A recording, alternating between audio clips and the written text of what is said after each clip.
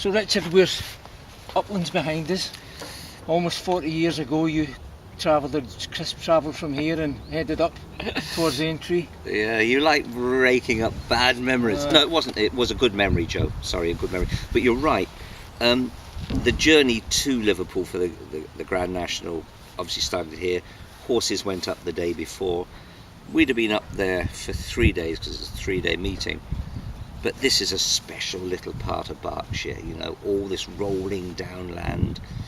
It was no good for agriculture for years, only just a sheep run. And that's why horses were trained on it. And this village is just so full of history, many Grand Nationals. But that year, crisp, 40 years ago, he was the Australian champion.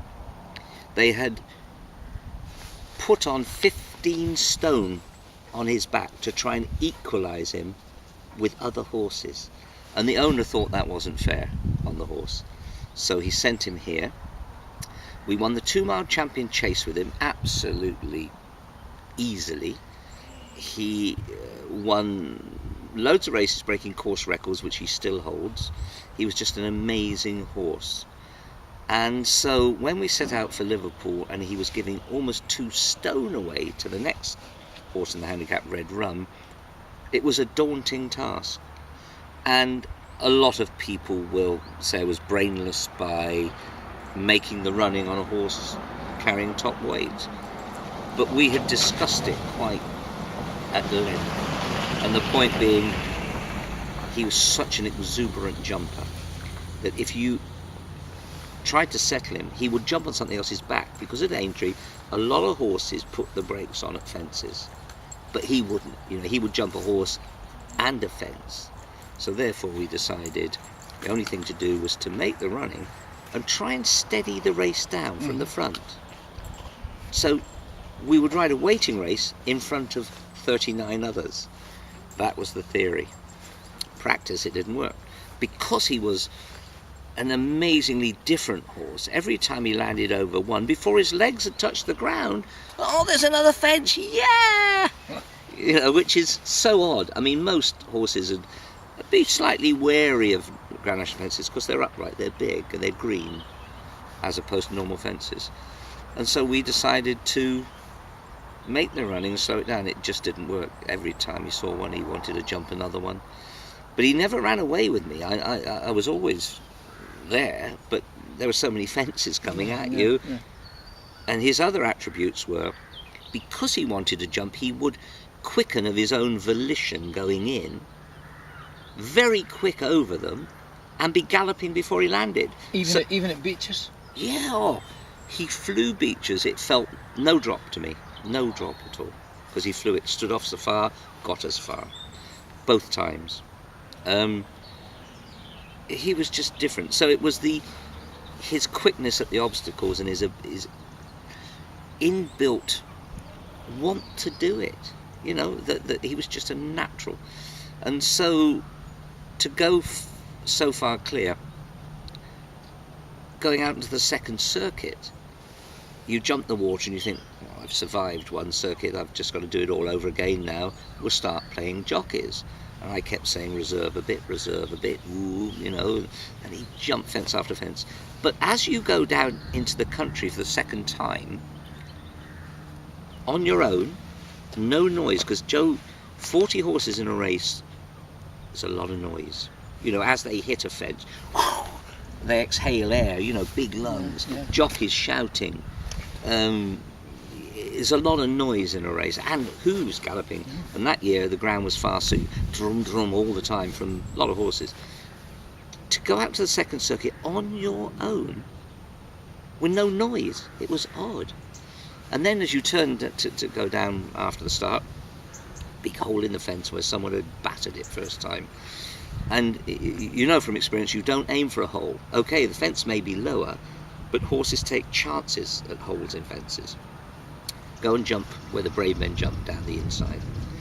And then you'd see jockeys by fence 2 and 3 standing there, leaning on the rails, having fallen on the first circuit, but wanting to see the action, you know, didn't want to go back to the waiting room, wanted to see that. And they're there cheering you on. One chap I remember was just holding a bridle, you know, no horse, just got a bridle. Obviously what he'd done, the horse had made a mistake. He'd gone up its neck and taken the bridle off with him. You know, the horse has cleared off.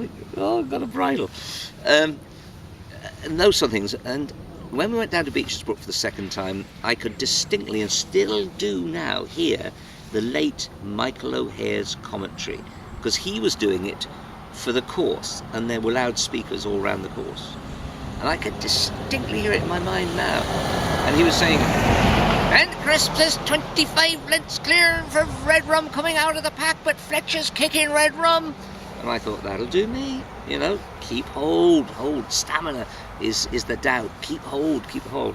David Nicholson was on his horse, I think it was Barsnet, I can't remember now, which had fallen, and he was after Beecher's Brook before the canal turn. The horse was grazing, he's sitting on it, loose rein, like an Indian. He was a bit pompous, really. And he said, "Pitman, you're 33.5 lengths clear, kick on and you'll win." And I thought, no, David, you're wrong. Kicking on is the wrong thing. I got to save the petrol. But when you jump canal turn for the second time, and I jumped it brilliantly both times because I was on my own, plenty of manoeuvrability room. When I jumped it the second time, you look up at the stands, it's a long way from home, Joe. You know, a lot of people get excited at the canal turn. A long way to go. It's a mile, I'd say. 3/4, if not a mile. Long way. And I kept saying save, and he jumped like a stag. And I was very aware of the camera car beside me, and stupidly I thought, well, I'll get some good pictures here. I mean, how big-headed is that? But I didn't have much to think about, because all I had to think about was saving, holding, conserving stamina. When he came over the Melling Road, which is the second part of it, is the Anchor Bridge Road, the old cinders come up under there. You know, they just flinch a bit from that because it's different, you see. And you come round the corner, a couple to jump, and you're long running ahead of you. And as he crossed the Anchor Bridge Road, we were fine and still running, pulling. You know, oh, great. Jumped the second last, and it all disappeared. I know it's old cliches, but like a petrol running out of a car, you know, all of a sudden you're not going anywhere, like a balloon being pricked. And he was a horse that moved really well, and you could see his legs coming out, and all of a sudden they were going sideways. No warning. Just went. Boom. So he was paddling, you know, he's paddling water now like a duck. And he'd got half-cocked ears, even though he lost the strength and went. You've heard this expression, got to the bottom of the barrel. We were at the bottom of Crisp's barrel. He'd gone. But just before that, did you think, I've won this race? The race is won? No, I thought, if he keeps going like this, we win 25 lengths. But there was always that doubt. He was a 2-mile chaser over a 4.5 mile course, you know. So once the petrol went, I could hear Red Rum, but very distantly, because he was some way back in second place. And then we're slowing. Jump the last, okay.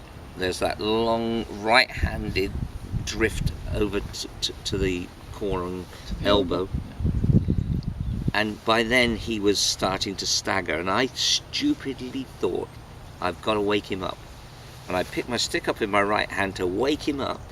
And I'm not a stick merchant, but I thought I've got to give him a couple of sharp ones. But what it did, I want to go right-handed. I've got my stick in my right hand. Basic boy error. Had I sat still, it would have been better, and not woken him up, kept him balanced. Because as I picked my stick up, it wasn't the smack that made him go that way. The fact that I'd let go of his head, because I was just hanging onto his head. The moment you've let go, he fell away. Yeah. Fell away. I could see it so clearly. And then I've had to drag him back onto an equilibrium, onto a track. And I think that I lost, I don't know. I think I lost 2, if not 3 lengths. Yeah. I get to the elbow and start riding for all my life, but he is drunk on his feet, and I can hear Red Rum coming. High blower, and only a few horses do this. When he exhaled, his nostrils flapped, so it would be. They don't all do that. The other thing, the ground was firm, so I could hear his feet. Drum, drum. Horrible feeling, Joe. You're going up and down on the spot. Dying for the post to come. Yeah. And it's 494 yards long. God, blimey. And poor old Chris, even though he was bottomed, when Red Rum came, and Fletcher was clever here, he didn't come and challenge me close to, he came wide. Because had he come close to, it would spur Chris on, you see. But even so, as he felt Red Rum coming, he picked up, that's his intuition to go more. But he was so at the bottom of the barrel that he could not find any more. 2 strides from the line, I saw way out there, Fletcher's head, Red Rum. It's all over. Can you remember the immediate feeling? Yep, I'd gone from possible elation to absolute desolation. But by the time we'd come off the course, I was as high as a kite. Yeah. I had had the ride that money cannot buy. The richest man in the world would not have got the ride on Crisp in the National. I had earned that as a result of being Fred Winter's first jockey and riding winners on the horse. You couldn't buy it. And were you able to actually enjoy that feeling on the way around, or was it? Yeah, yeah. On the way round, I thought you don't get horses to jump Aintree like he did. It's a rarity. It's a thrill. It's something,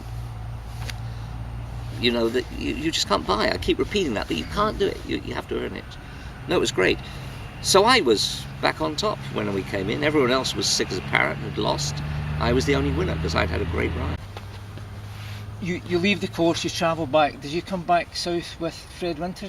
No. I came back with my then wife Jenny, who was devastated, wouldn't talk, crying all the way, which made it even better when she won a national as a trainer or two, because I could see what it meant to her.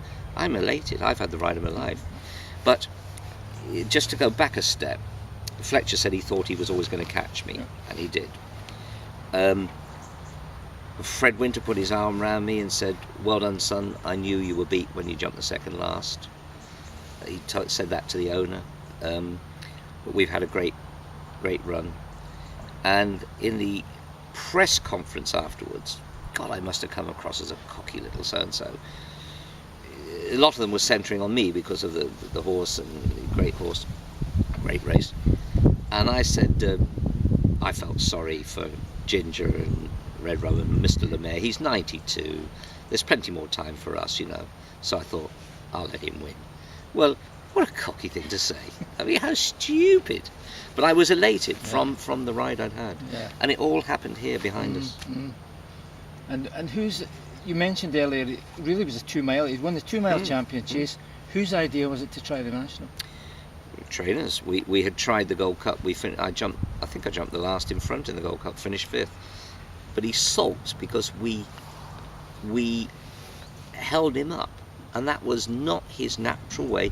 We settled him in behind. He didn't like it, and he sulked. So Fred said, "Look, we'll try the National." It's almost like 2 races. You see, you go 2 miles, you take a breath, and then go another 2.5 miles, and it nearly worked. And with all that weight on his back as well. Yeah, amazing horse. We only raced once more, that's the following season, in a match with Red Rum at Doncaster, level weights. Chris won 10 lengths on the bridle, but got a bit of a tendon injury. And Fred Winter said, "I think so much of this horse, I'll never run him again," and retired him. And he hunted in the Zetland country of Richmond up in North Yorkshire for 8 years, which was great. He had a great time. But I'd love to have gone back there again.